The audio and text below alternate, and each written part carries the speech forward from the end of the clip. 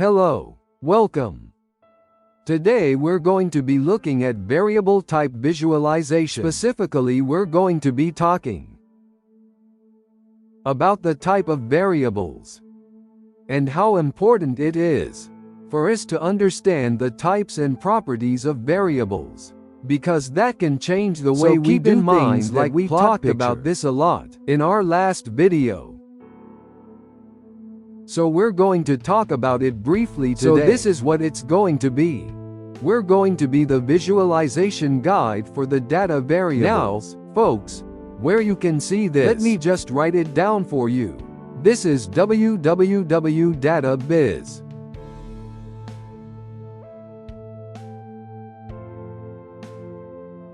I can't seem to get the panel right.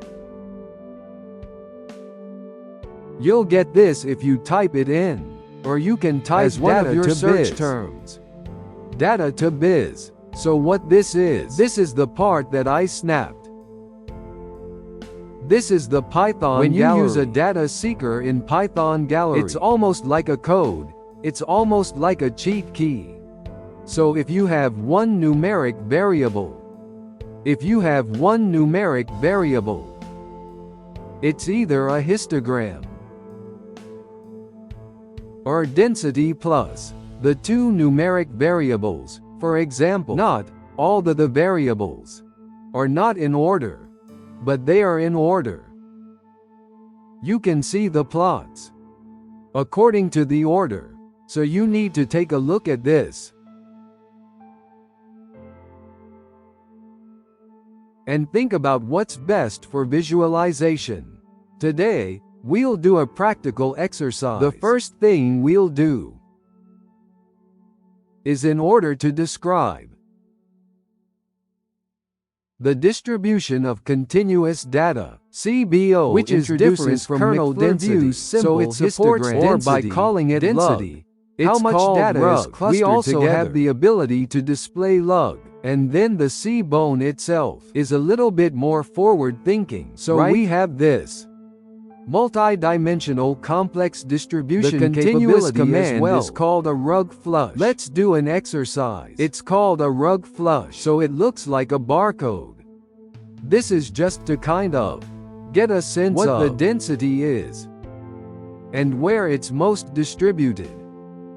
Or we can say kernel flush, kernel density KD plot. Let's look at the RUG plot first. That's what we call RUG plot. So when it's called social media, it's going to be called C-bone, but we're going to do it from data called, and a variable called tip is a continuous variable. So let's take a look at the variable called tip. So when you type, there are 4 variables called tips that show the density of the variable. So if we take a look, we can see that many variables are usually between 2 and then, like, $7 later, some people pay. It's all there. $10 for it. And we can see it through the rug plus.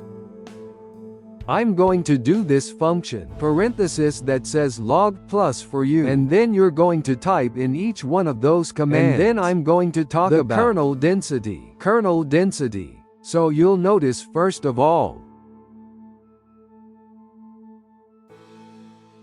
we call it KDE+, so which refers to kernel density. So first of all, it's social media KDE kernel density. So you have to frame the kernel density plot and import the variable. What do you think we should use for the data frame? Tips would be good. Tips is the data plot we created in the kernel plot. And then the variable was a variable called so you can tip. Type tips.tip. If I type this, we can see the density. So Y is density. And we can see where the tips are concentrated. It's similar to the top one.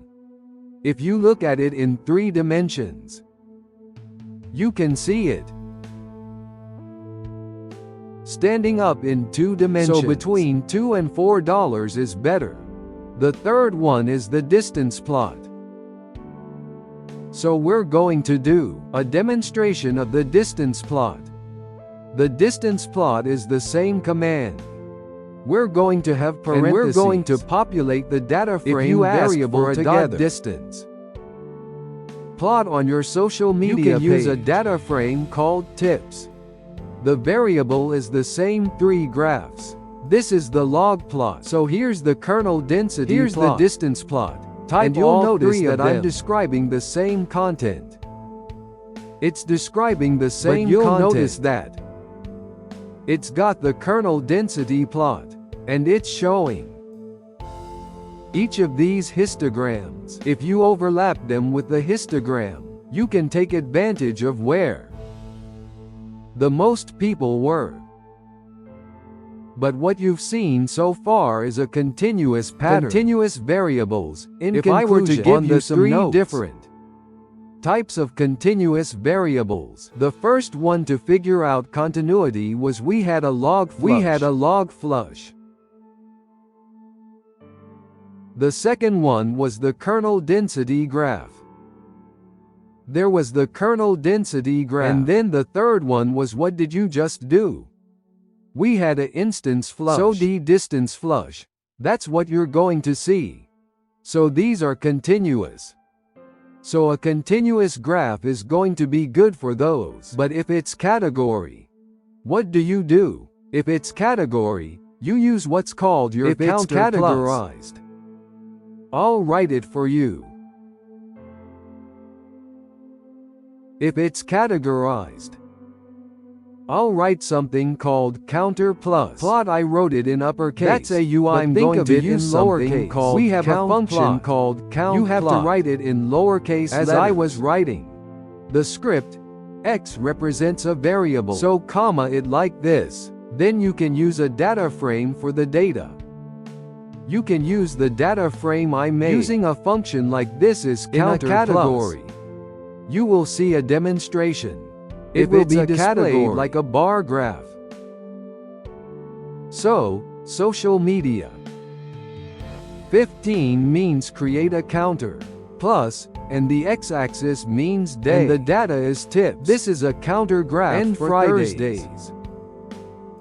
As you can see, this is the counter graph. So the total number of counters for Thursday, Friday, Saturday, and Sunday will be like this. Now, the next thing you need to do is, since we put count next to the data frame, you can also write count as the kind of count. It's 2 different ways. I'll tell you one more thing. If you don't want to do this, if I want to specify them one by one, as you can see, another way is category plus. Count plus category plus is the data practice we did last time.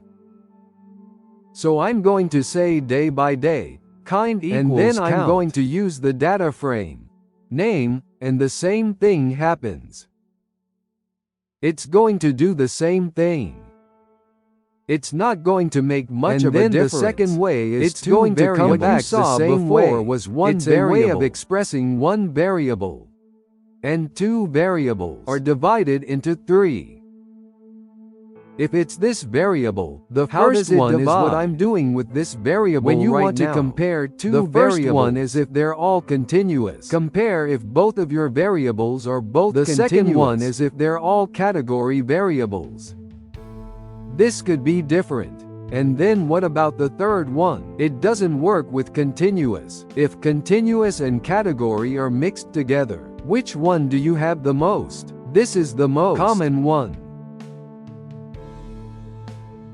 If you have variables that are all category, you're going to see more mixed variables. So we're going to look at 3 things here. And the first thing we're going to do is we're going to look at continuous and how we're going to look at continuous variables. So the first one, if they're all continuous,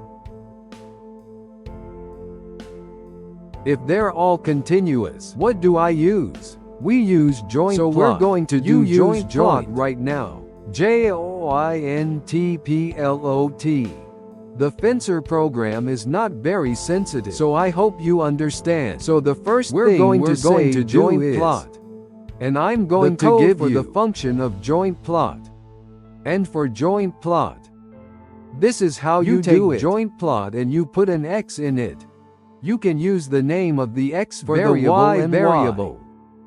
Then you need to use the data frame. Then you can type in the kind, scatter. I'll give it a try. For example, everyone, this is data Draw C. Draw a joint plus on data C. The x is total vol.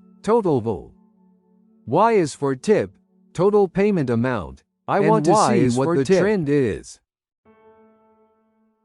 Tips is the data frame. If you click on it, you'll see that it's here. In the middle is a joint plus, and in the middle is a scar plot, and there's a histogram around the edge. The joint plot is a scarred plot in the middle, and there's a histogram in the x-axis and a histogram in the y-axis. So we've drawn a way of visualizing these variables. I mentioned that both are continuous. There's another way to look at the kernel density function. The kernel density can also be used if it's continuous. Don't forget joint plots and kernel density functions can be used if both variables are continuous. A kernel density variable. Kernel density variables are based on joint plots. Enter the variable names of x and y into the joint plot. And then data tips, which is the data frame name, and it says do it type kind. And then KDE. So if you ask me to draw it with the KDE kernel density, what you just saw is the difference between the density of the KDE kernel and the density of the Y. It becomes density plus, and the Scout plus in the middle becomes density when a lot of them are gathered together like this. But when they are spread out like this, so the drawings can be displayed like this. The second one is categorized. The second thing is if everything we're doing is using that variable if well enough. If you're doing this variable and everything is categorized, the answer is you're going to draw a heat map. If all of your heat maps are categories, you're going to draw something called a heat map, which is one of the things you use a lot in Python. So you're going to draw a heat map. It's a category. Tips. Variable tips. Variable tips. Variable is for specifying. So tips. If you type the word it will variable, specify all of these. Tips. Variable is for tips. Flush. It's a flush. Using pivot table, index, being a smoker. And we can only analyze titles, right? What were the titles in the TIBS data? Smoking or gender? Let's check if it's smoking or gender. That's not how it ends. Specify it like this. Let's look at tips variable. If you type tips variable, we just brought the key information to the pivot table. The pivot table is the one that allows you to only bring in the data that you want. They pivoted to smoke. Based on gender, there were 60 men who smoked. There were 98 nonconformists, 33 smokers and 54 nonconformists. We'll make a heat map with this tips barrier. You're gonna get a heat map the same way. How you're gonna get a heat map? You're gonna get a heat map now that you've checked the variable name. Draw a heat map on your social media page. I brought the smoker and the gender data and this from the fever table. And then in CMap, it's all about social media lights and flares. I used it wrong. If you press palette, gray, on your flower, it's not a flower. I must have pressed it wrong. Light palette means to show a bright color on the screen. and mark it with gray. I'll color it gray based on the percentage of frequency on the heat map. As you can see, the counters are higher as the count goes past. That's why it's titled, "This is plausible." It's like a matrix table. But if you look at it now, 60 people counted, 30 lightly counted, 90 people, and 54 people counted. That's how we can see it. That's why we use the heat map graph to draw. What if it's categorized and continuous? The third is we have category variables. Now, one continuous variable is categorized and the other is continuous. This is the most common case. In this case, there are many things you can do. The charts you can use are the box plots. We have the box plots. There's also a red plot. Have you heard of violin flushes? We're going to do a practical exercise. It's a violin flush that's spread out. It's like a density flush.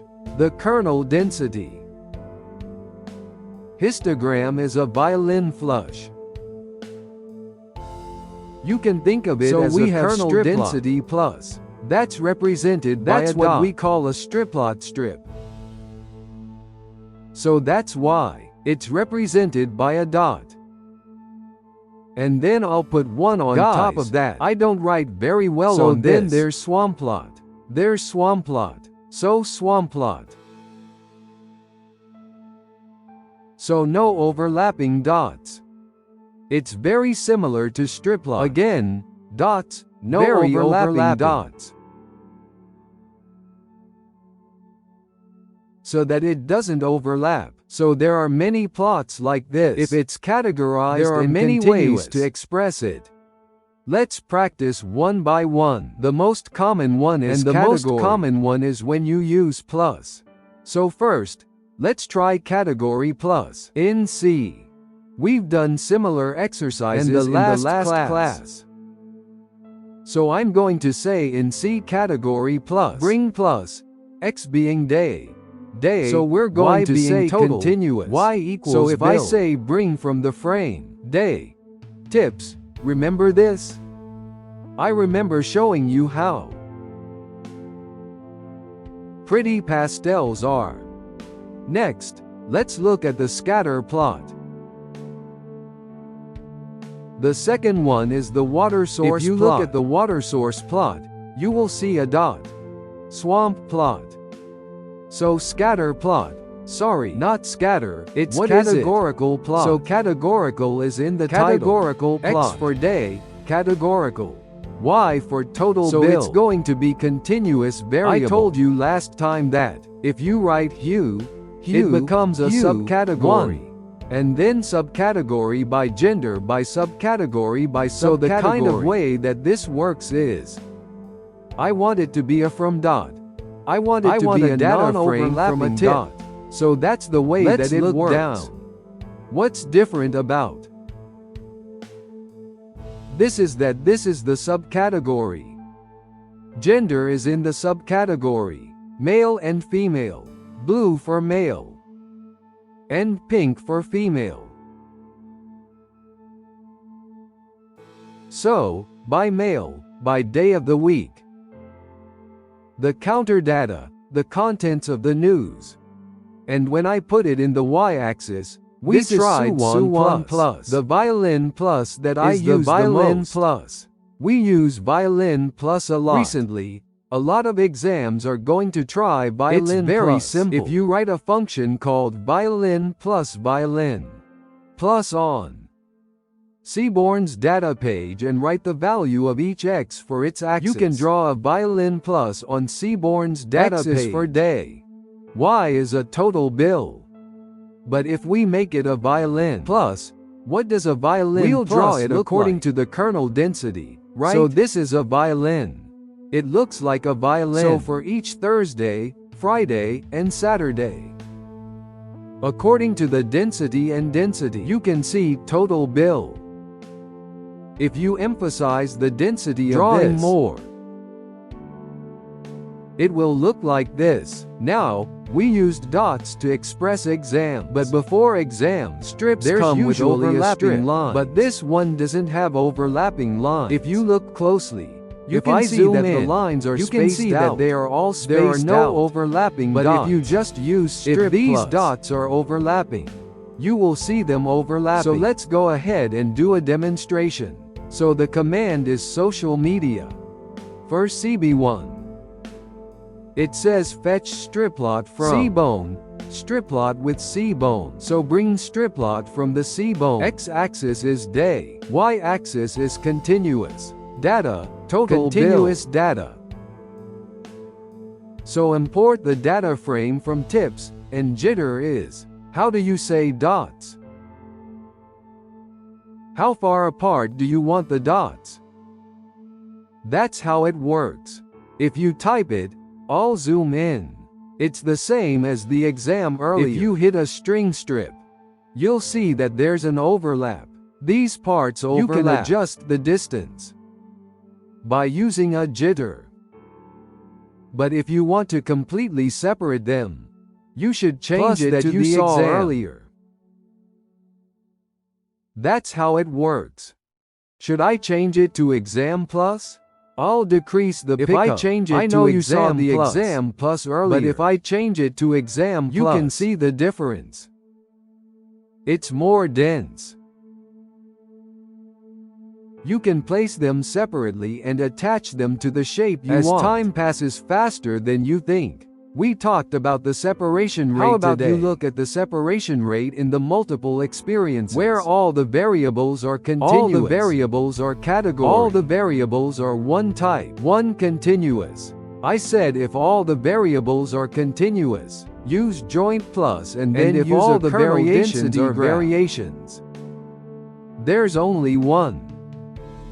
I had a heat map image. It was a heat map graph. One category, one continuous, and there were a lot of them.